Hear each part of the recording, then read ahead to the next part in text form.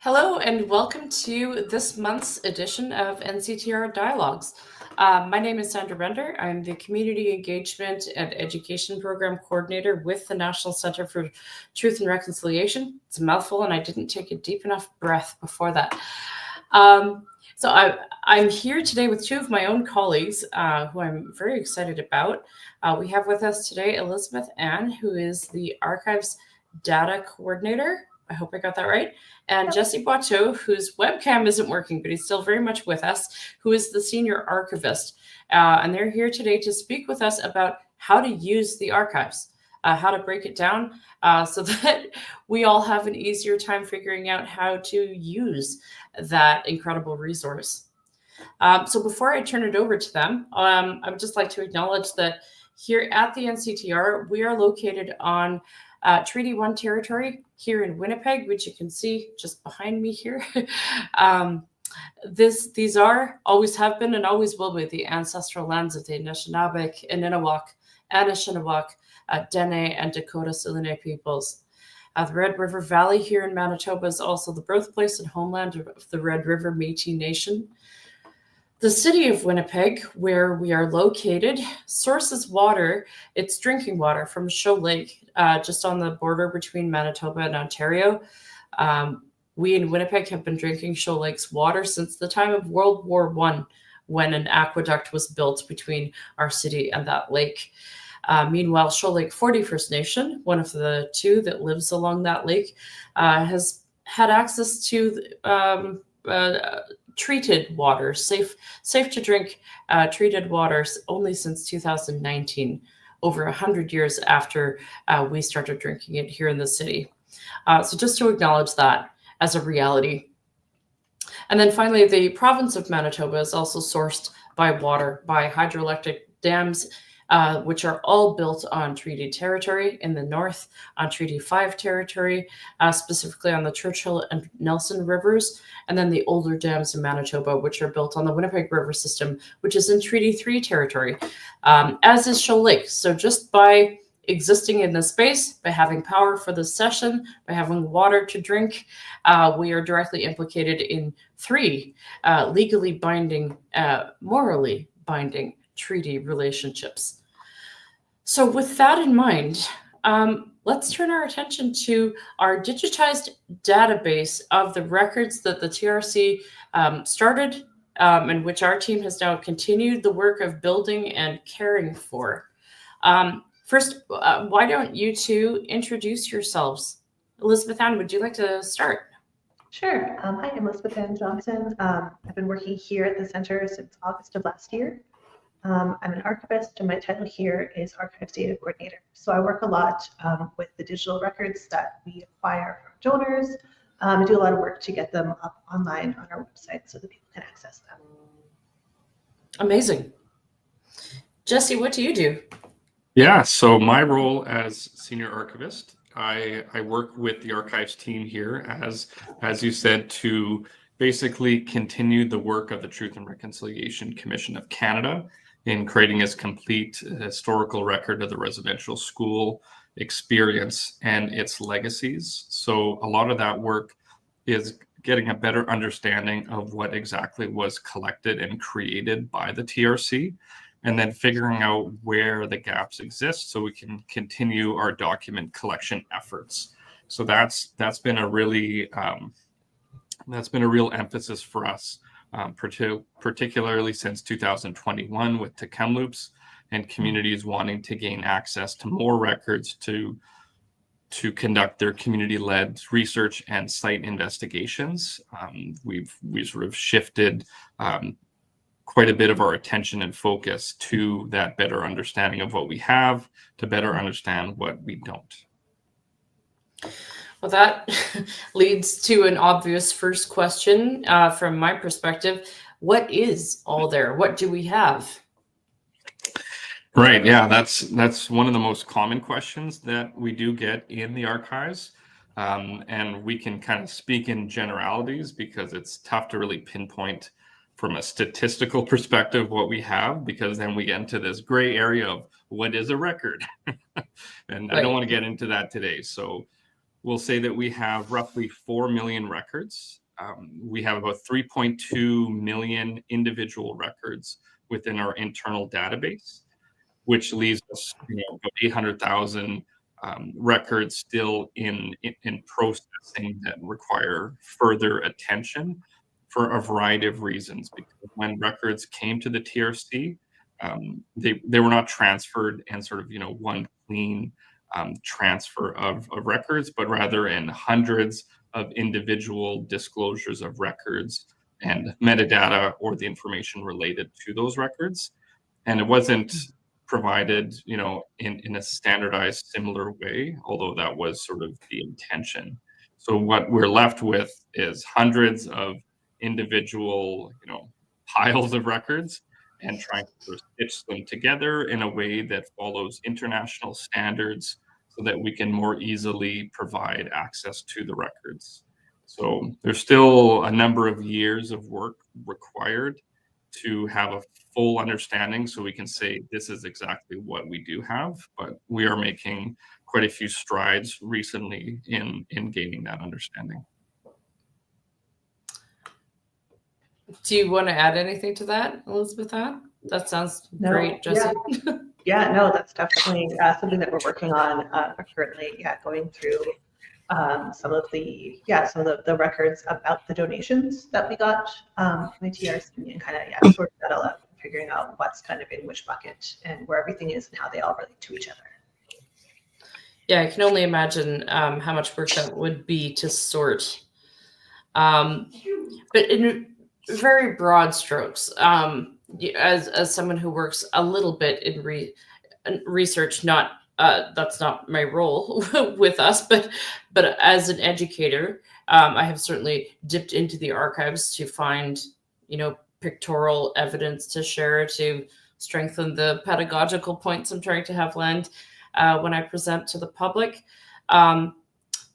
So I know, for instance, each residential school has a very large record called a narrative. And I've noted that some of the narratives are, in the 400-page region, and some are in the 1,200-page region. Right. Can you maybe just generally say what might be included in a narrative? Yeah, so the IEP narratives are an interesting record type. They were used by the federal government during litigation to basically research and provide quick access to information related to a school and its history for those ongoing claims, pre and post settlement agreement. So what we have are sort of a snapshot in time for the schools based on that research that was done by the federal government. So what you'll find in there, they are a good informational resource because they provide a synopsis of the school, its history, a bit of a chronology, and then they have specific information related to the home communities of the children, known accounts of abuse that occurred at the schools, and a few other categories within them. And then what we have on our website now also includes snippets of the records related to the research that was done to create the narrative. So that's why you'll see some that are thousands of pages long, because they have a longer and more complicated history, so they have more records tied to them.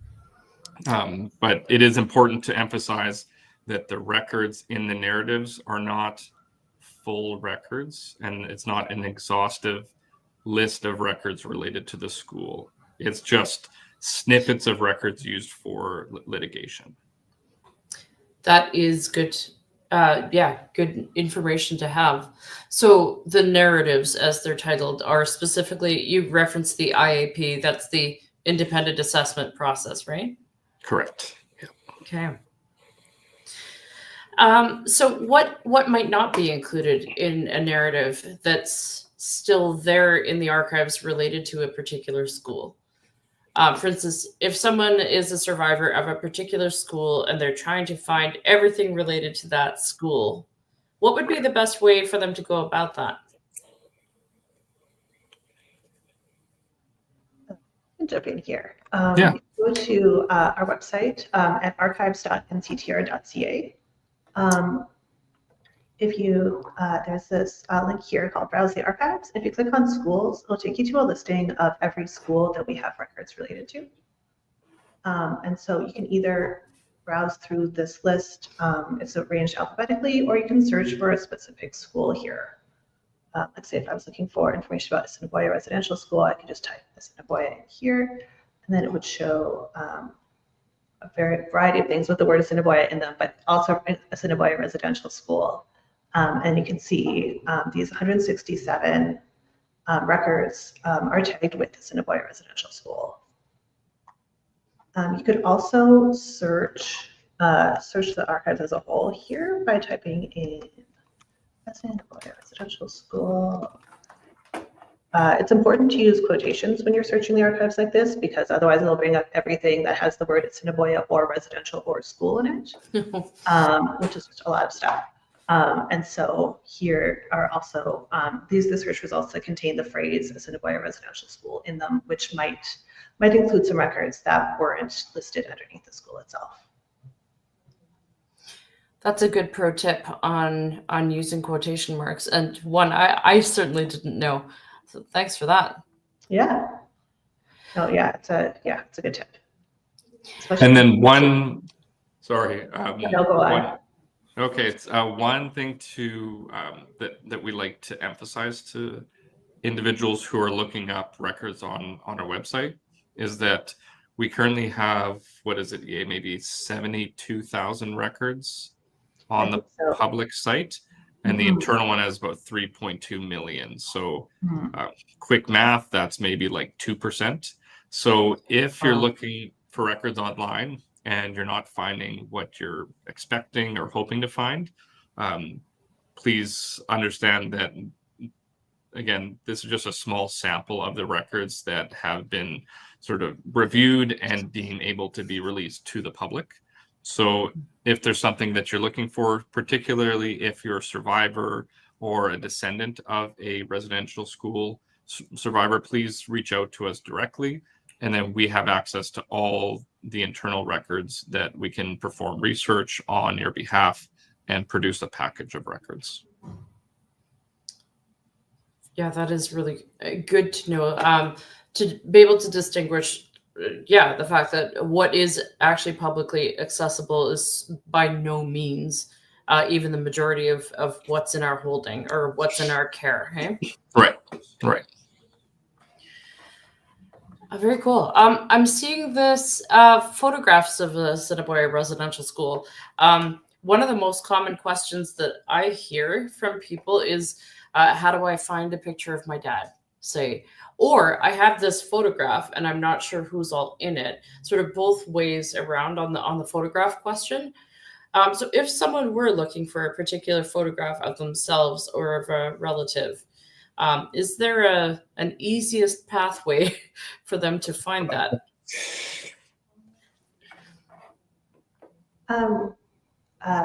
We don't have, unfortunately, we don't have like really great metadata in terms of identifying each person in a photo, especially in the public archives, because we get into issues of privacy there. But if they know which school they were related to, or they were which school that they went to, searching for that might be a good way to get started. At the bottom of the page here, the bottom left-hand side, if you go to genre, you can click on photographs, which will bring up just records that have photographs in them, which kind of narrows that down a little bit, so it's less overwhelming in terms of the number of results that you get. So that would be a good place to start. Jesse, I don't know if you have anything else to add.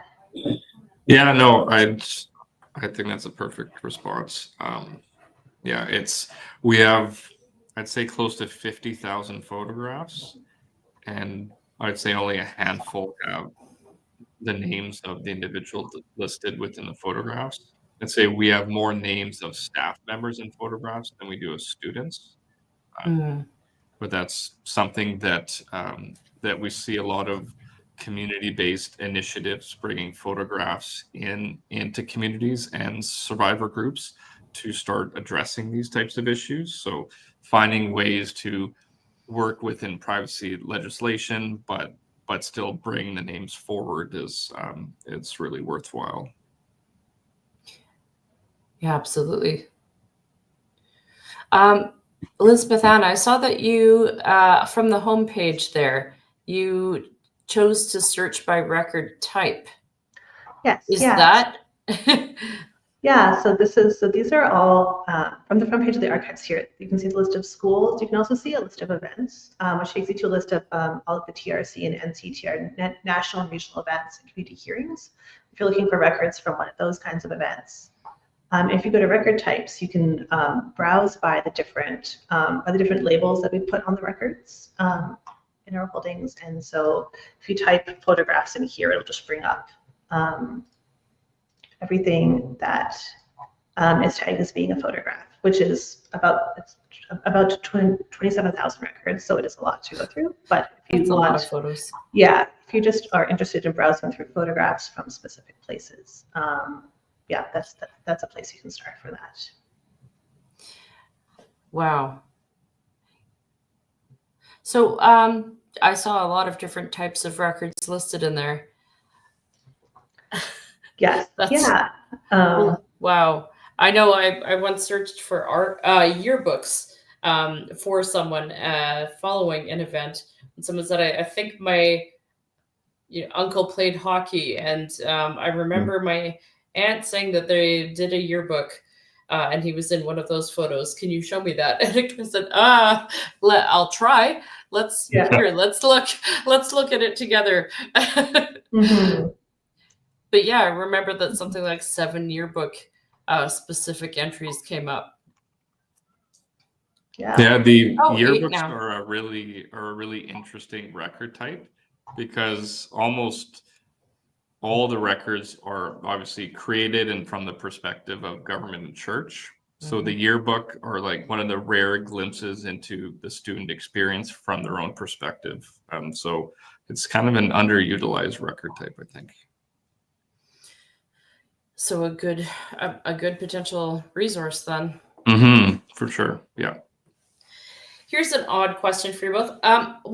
What's a type of record that you think your average person might not expect to find on the archives? Like, what's a particularly odd one? Like, photographs seems like a given. Quarterly reports at the NCTR, right. We all know we have a lot of those.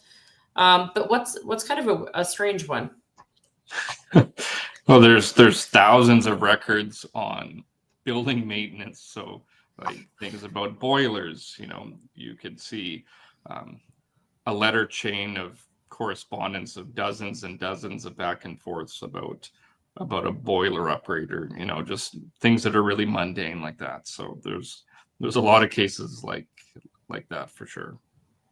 Yeah, I was going to say the same thing. A lot of plans and like back and forth, just like the mundanity of running a residential school and all the kind of just banal behind the scenes stuff that you kind of don't think about in terms of just like, I don't know how much effort went into keeping these things running. And yeah, it's interesting. Huh. So administrative stuff. Yeah. Yeah. A lot. Mm-hmm. Yep. I'm curious to know, and this wasn't one of the questions I pre-warned you about, but I'm curious to know how you each became interested in working in this specific area of data. Sort of a side tangent.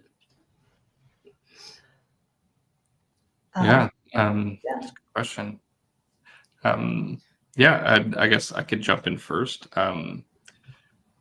Yeah, so I first started working in archives in 2008. So it's been a minute. Mm. And at that time, I was working within an archive that really didn't have a lot of um, records from an Indigenous perspective. Like there's a lot of records on Indigenous peoples, but helping patrons come into the archives and actually find information about themselves, their families, or their communities was really, really challenging. So when I went into my archives program, that was a big emphasis on sort of what I wanted to do as far as archives and archival theory and practice. Mm. And then I started working here in the fall of 2014 while I was still doing my schooling. So it was just a really good natural fit in that sense. And I haven't turned back since. That's really cool. So that's ahead of the actual NCTR starting. Yeah, well, we had a soft launch in November 2014, and then we kind of more officially opened in 2015. But in 2014, we were all sharing one boardroom in the Smart Park area on campus here. Amazing. Yeah. So there was some fairly direct overlap with the TRC's archives work then? Yeah, so that was like the TRC was initially going to end its mandate in 2014. Then they received a 1-year extension. So Right, yeah. there's a bit of overlap where the archivists and students at the NCTR were able to work really closely with the archivists and students at the TRC on sort of that transition period and ensuring that all the logistics were running properly around transferring not only physical objects, but also all the servers and IT infrastructure from the TRC downtown Winnipeg to the University of Manitoba here on campus. Right. That sounds mind-boggling. Just the sheer amount of work. Yeah. What about you, Elizabeth Ann? I know you've been with the NCTR for about a year, is it? Yeah, about 8 months, I think. I started in Okay. August. Yeah, close enough. Yeah, What is just under time? a year. Yeah, exactly. Exactly. Yeah, I've also been working in archives since about 2008. And yeah, I was working at the University of Manitoba Archives for a while, and then most recently I worked at the University of Calgary Archives. And yeah, it's really nice and refreshing to kind of come work at a place that is less focused on archives that are from like the colonial institutional point of view. And yeah, like Jesse was saying, more focused on records like of and for and about Indigenous people. So yeah, it's nice. It's a nice change. Well, that sort of leads me to a next obvious question. You've both mentioned now archives written from the perspective of the people running the schools, talking boilers. The colonial perspective is certainly represented there.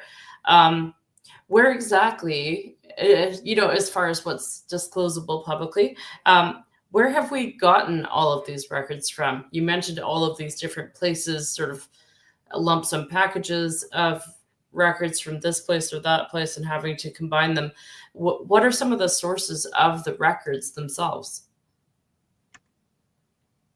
Yeah, so if I had my PowerPoint presentation that I use that's got the nice maps, I could throw it up on the screen right now, but I'll try to paint a picture. So there's about 70, is it 70 or 71 different religious repositories across the country. There's someone's arm behind your head. That's Kayla Johnston, my boss, with whom I share an office. Hi, Kayla. Yeah, so these religious repositories, the TRC had reached out to over 100 different repositories, and in reality, at the end of the day, we received records from about 70 of them because the others either didn't have records deemed responsive to the settlement agreement, or else, they were never heard from. There's a variety of reasons. So those 70 religious sources span more or less from coast to coast to coast. And each particular repository would have produced, let's say, some of the larger ones produced 30 to 40 to 50,000 records. Some produced only a handful. It just depended on how many records they have within their inventories. And then from the federal government side of things, the vast majority came from Library and Archives Canada and Saranac Crown Indigenous Relations in Northern Affairs Canada. So those are kind of the largest sources of records from the federal government. And then we received some from provincial governments as well. And then since the closing in the TRC, we continue to collect records from not only church and government, but from private donors as well. So individuals who will be, going through their parents' basement, maybe they worked at a residential school and they find a photo album or a journal or a box of correspondence. That certainly happens from time to time. And then we get people who will see a photo album on eBay or an auction site, and then they'll purchase it, and then they'll make copies and send it to us. So that's kind of another area and pocket of source of records that we're trying to turn our attention to. Very interesting. The eBay thing. Wow. I kind of love that. What about records that come from the survivor perspective? Something that comes to my mind is the statements that are gathered from survivors, so like oral histories. What else do we have that comes particularly from the non-colonial perspective? You mentioned journals, I know. I would imagine that there's generally less from the survivor perspective or the non-colonial perspective. Yeah, I feel like a lot of the statements, because they're private statements, a lot of times those are just kind of, they're not made public unless the person giving the statement kind of gives implicit consent for that. So there's definitely less of that than there are records that were kind of generated during the during the time of the schools themselves, just kind of in the process of operating them.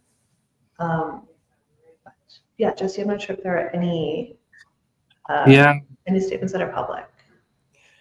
Yeah, so as far as public, you're gonna have all your sharing circles, sharing panels, your special event footage of Bentwood Box expressions of reconciliation.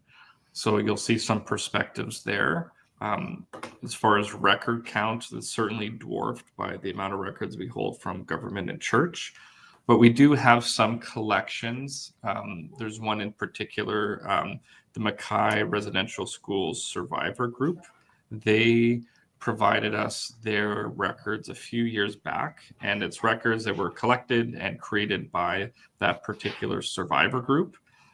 So it's a really interesting collection that was kind of curated by survivors themselves. So we're getting in some summer students this summer, and I think we're going to be putting that particular collection on their plate as a collection to process and showcase, because it is fairly unique in that sense. That's very cool. I'm glad you mentioned the sharing circles and panels from the TRC itself too, because there was quite a lot shared. Yes. Elizabeth Ann, is it possible to jump to show where one could find those? Yeah, definitely. I imagine that's under events. Yes. Yeah. So you go here and then go to events. It'll show all the different events that we have records related to. So this one has, so this applicant hearing has a hearing that, it looks like the actual, there's a photo, oh no, there is, here we go. Yeah, there are. Yes, yeah, there's a video of the sharing panel that you can either press play here and stream it within the browser, or you can click here and download it. Yeah, I guess depending on your internet speed and stuff, because it is 5.5 hours long, so it'll be a pretty big file. But yeah. Yeah, but there is, yeah, that's it's wonderful to know that those are publicly accessible. So just because you weren't at the event in Aklavik, you can still access those stories. And I also always find it important, just as a settler myself, who's used to researching from a pretty colonial perspective of books and libraries, to remind ourselves how important it is in especially traditions and cultures where oral history is the more definitive way of framing the way past knowledge has been gathered and shared over generations. So having the opportunity to hear stories is quite cool and quite important, I think. Yeah, definitely. And then if you go on the right-hand side there, maybe you can show them some of the filtering there too. Yes. If you end up on a sharing panel like this, you can see here related genres. So if you click here on sharing panels, it'll take you to all the other sharing panels that we have here. Yeah. And these are all public. Mm-hmm. How cool. Yes. Yeah, and I would imagine. 431 results. Yeah. Wow. Okay. That could keep you busy for a while. Mm-hmm. Yeah. Definitely. Jesse, have you watched all of these hours? Just No. curious to know. Okay. No. I've seen quite a bit of it, just because something that we worked on in kind of the earlier days, because a sharing circle and panel can be very long. I'd say the average is probably anywhere between 2 and 4 or even more hours long. It was very difficult to provide a user experience where you could just click on someone's name and view their individual statement as a part of a larger circle or panel. So Sure. what we did was we took all the sharing circles and panels and we cut the video up based on the speaker. Right. So within the database, you can still view the entirety, but if you drill down further, then you can see it's broken out by speaker. So then Right. when someone's doing a search, then they can find an individual clip of someone's truth telling. So it just makes things easier to access and discover. Right. So then if I were, say, related to Alfred Beaver, and I would his name come up if I put his name in the search panel with quotes? Oh, look at that. Okay. Oh, that's wonderful to know.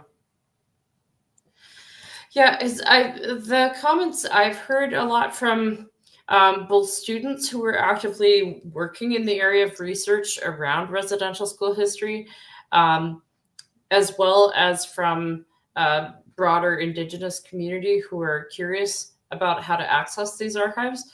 I've pointed them to the tutorial videos, which are on, and which I've watched and used myself. What if for someone who hasn't seen these videos, what would you generally say? How to find a photograph? Yes, perfect. What would you say is contained in those videos generally? Where would you direct someone to first? I guess I haven't actually watched these videos myself. So Jesse might be a better person to answer this one. Yeah, so they're all different because they all come from individual perspectives. There's certainly certain themes that kind of weave throughout them. A lot of people will talk about obviously their experience at residential school, but many individuals will also talk about their life before and after school. So sort of talking about pre-residential school, what their lives looked like, and then after residential school, what were some of the downstream effects on their lives, their families, and that sort of thing. We also do have quite a few transcripts. I'm trying to think of how many we have. It is not for all of them, but we definitely have a fair amount. So those are a good source if someone's doing research and is looking into, you know, certain themes and that kind of thing. Then you can search the transcripts to get a better idea as well. Right. For a researcher, that's an easy enough thing to cite as a source as well. Right. Yeah. Yeah. And the videos can also be, you know, difficult to watch. So Yeah. if you're someone who's looking into a lot of videos, you know, you have to make sure to practice self-care and that kind of thing. So looking into transcripts, although I would never advocate to only look at transcripts, because then it kind of takes away a bit of the human element of the video themselves. But it could be used as a good break from the heavy video content. Well, if someone is looking to make sure that they get a quote correct, yeah, I've done a little bit of oral history transcription, and those choices of when to use an ellipsis or actually put in, you know, pause, whether it's an or an or how to describe the emotional response. Yeah, sometimes that is a good way of putting a bit of distance, because, as you said, this is quite hard. So we've just shared a couple of resources in case this is, even the subject matter can be triggering, talking about the records at all. So Hope for Wellness also has a chat resource, which is nice for people who don't prefer to speak verbally to someone, which is a nice one. But that National Residential School Crisis Line is there and free. So are there questions at all for the presenters? Does anyone watching have any questions? So you can put it into the chat on YouTube there.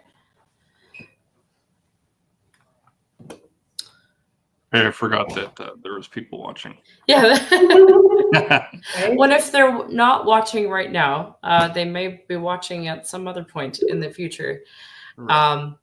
Our hope is that this video will help answer some questions for present and future researchers or survivors or intergenerational survivors looking for answers and looking for a bit of help into how to wade through this heavy duty archive. Because there's a lot there, and if you don't know where to start, it can be a little bit overwhelming for sure. Yeah. If there are any questions, I can show you how the advanced search works. Ooh, sure. Because that can kind of help you narrow down the search results you get from the beginning. So right now I've searched for the word transcript in any field, so it'll bring up anything that mentions the word transcript or is called the word transcript. And if I want to also search for Assiniboia Residential School, I could type that in here. Typing with an audience, always difficult. On a laptop, and also, you have to spell it right to get the results. And then you can also, say you only wanted stuff with photographs available or something like that, you can choose yes here. You can also filter by date range here too, if you find that you're getting a lot of results. Nice. Yeah, but yeah, here are the two results that our transcripts and also mention Assiniboia Residential School. And I would imagine that the transcripts, because they're typed, you can also search on, like the search will also search all the contents of the text files themselves of the transcripts. So if you're looking for like a specific phrase or something, typing for that phrase, then also for transcript might get you like specific results from transcripts if that's something that you are looking for. Okay, that's fantastic. Yeah, that's the advanced search. I mean, frankly, one of my reasons for choosing this particular topic wasn't just because I hear lots of questions about, okay, wait, how do I use this thing? But frankly, because I'm my purely selfish reasons for wanting to have a better understanding for myself of how to use it. So this is terribly handy. Thank you. If you do get a lot of results, you can also narrow it down on the left-hand side here. You can narrow it down by place, and there's other tags that'll show up along the corner here. So that can also help you narrow down like a big list of results into ones that are more relevant to your specific search. That's fantastic. Maybe my last question for you both would be, what's something you would like people to know about the archives? I know that's a broad swing of a question, but maybe something that you think that people don't know about them that you think would be helpful for them to know, or anything else you can think of. I mean, I think just knowing that they exist is a good starting point. But what else about the archives should someone know? I think, speaking as a settler, also, I think something that's good to know about the archives is that you can find just a lot of history about where you're from and things that happened in your environment. Like it doesn't have to be specifically searching for like information about a specific person as much as it can be searching for information about the residential school system as a whole, or more specifically about the residential schools in your area. It can be really useful to just learn a little bit more about our history that way. Yeah, I was happy that you mentioned Assiniboia specifically. As someone who grew up in Winnipeg, I often hear Winnipeggers say, I didn't even know we had one in this city. And yet that very building is one of the few still standing, right? Mm-hmm. Yeah, that's a great point.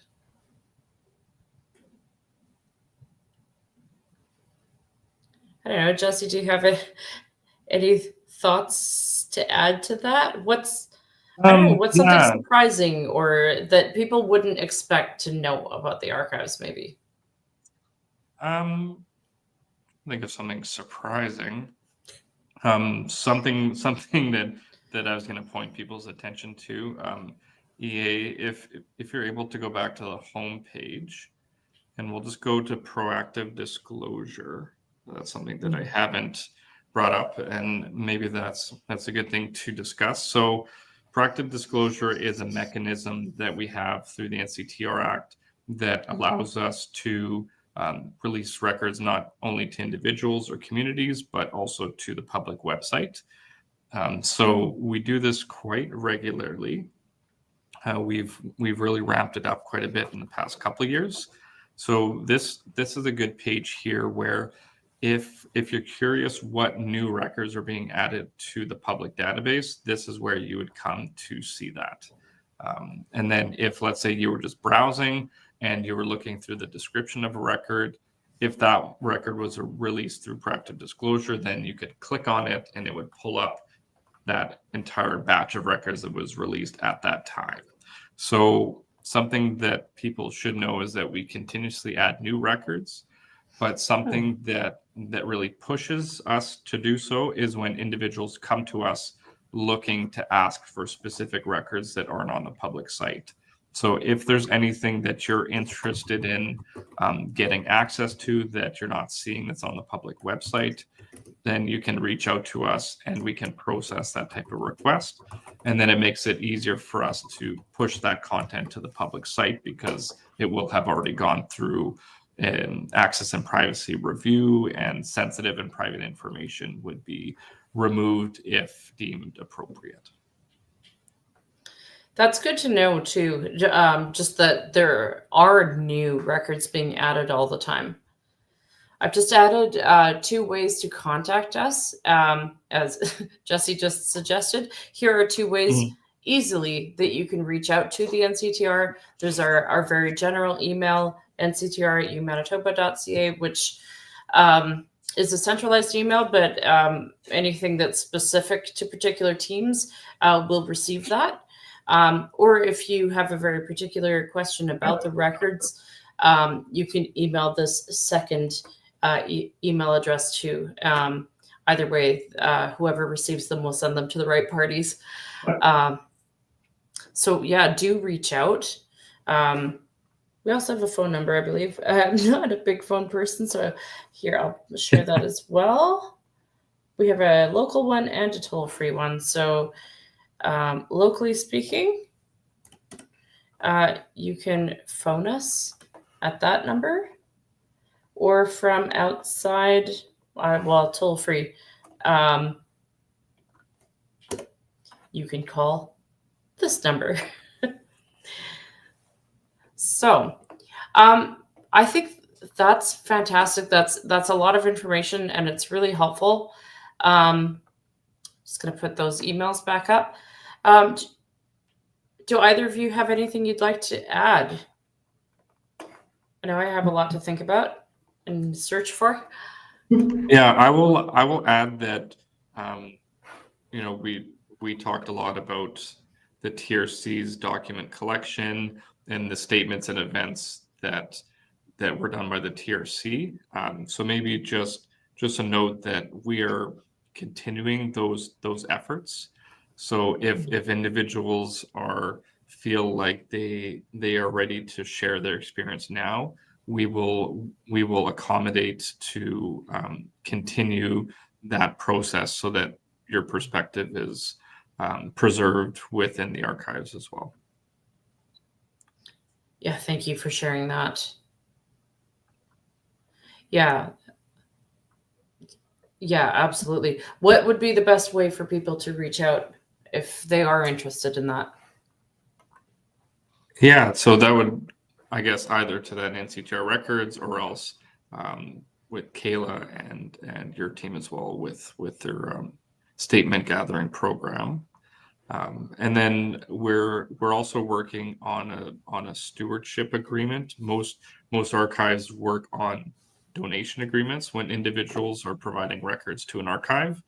And generally speaking, that sort of, you know, transfers ownership to the archive. So we're currently working so that we can work on more of a stewardship model where we can take in records from individuals, communities, and ensure that they were preserved for generations while the individuals can still retain ownership over them. So that's something that we're actively working on. So if you have residential school records and you're concerned about their long-term preservation needs, that's something that we can work with you as well, and ensure that that content can be accessed by future generations. Thank you for sharing that. And echoing that, we've had just a comment, not a question, but from Lynn Amelin, who said, "Miigwech, interesting and useful." Glad to hear. Yeah, I would echo that. Thank you both so very much for your time. This has really been informative and wonderful, and I think very helpful for anyone who's out there looking to delve a little further into their own research for whatever purposes. So thanks to everyone who joined us live as well. Have a wonderful rest of your Tuesday. It's gray and rainy here in Manitoba. Hopefully a little springier wherever you're watching from now or in the future. So thank you, Elizabeth Ann. Thank you, Jesse. Thank you, Sandra. You both have a lovely rest of your day as well. Thanks, you too. Yeah, Okay. likewise. Bye for now. Bye. Bye.